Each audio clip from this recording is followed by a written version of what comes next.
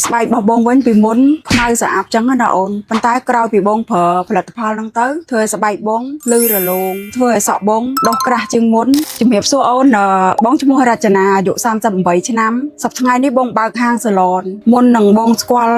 Momoko Collagen នេះគឺបងជួបបញ្ហាគឺស្លាក់ដៃហើយនឹងកលាក់ជើងហ្នឹងពេលដបងឈើជួយធ្វើការងារកូនជាងចឹងអូនដល់ពេលរួចចឹងទៅយើងចេះតែខំគៀបសក់អត់សក់ត្រង់ឲ្យគេចឹងទៅវាឈឺខ្លួនឈឺអីចឹងព្រោះយើងប្រើពេលយូរហើយបញ្ហាមួយទៀតគឺស្បែករបស់បងហ្នឹងខ្មៅស្អាតអត់សូវមានសំណើមទេដោយសារតែបងប្រើម៉ាស៊ីនគៀបវាក្តៅពេកដល់ពេលអញ្ចឹងទៅវាប៉ះពាល់នឹងកម្ដៅហ្នឹងទៅធ្វើឲ្យស្បែករបស់បងស្ងួតហើយស្អាតអត់មានសំណើមទេបញ្ហាទាំងអស់ហ្នឹងរំខានបងរយៈពេលយូរហើយចូលប្រហែលជា7-8ឆ្នាំហើយអូនបងស្គាល់ផលិតផល Marine Collagen ហ្នឹងតាមរយៈអតិថិជនរបស់បងគាត់ណែនាំបងដោយសារឃើញបងឈរច្រើនពេកហើយធ្វើការច្រើនជាមួយកូនជាងអញ្ចឹងណាគាត់សួរបងថាបងធ្វើការច្រើនអញ្ចឹងបងមានបញ្ហាឈឺឆ្លាក់អីអត់អញ្ចឹងណាអូនដល់ពេលរួចទៅបងក៏ប្រាប់ថាបងឈឺកែងដៃហ្នឹងហើយ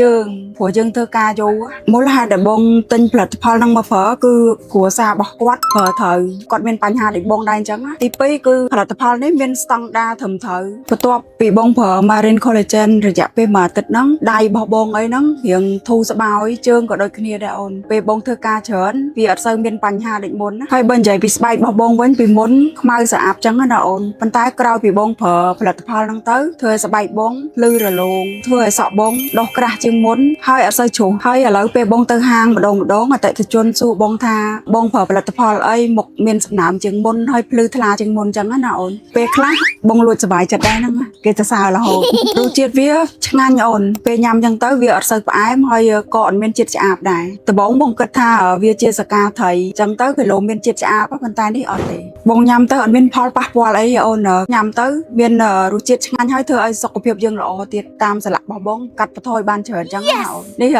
បងញ៉ាំរយៈពេលខ្លីផងបងនឹងណែនាំទៅកាន់មិត្តភ័ក្តិរបស់បងបើសិនជាគាត់មានបញ្ហាដូចបងចឹងមួយទៀតបងនឹងឲ្យក្រុមគ្រួសាររបស់បងប្រើជាពិសេសប៉ាម៉ាក់របស់បងសម្រាប់ផលិតផលនេះបងនឹងបន្តប្រើហើយមិនមែនប្រើតែបងទេគឺបងប្រើលក្ខណៈគ្រួសារហ្មងជាចុងក្រោយបងពិតជាអរគុណ Marine Collagen មែនតើដែលធ្វើឲ្យបងនិងគ្រួសារបងមានសុខភាពល្អចង់បានសម្រស់ក្មេងជាងវ័យត្រូវញ៉ាំ Collagen សកាត្រីសមុទ្រទឹកជ្រៅ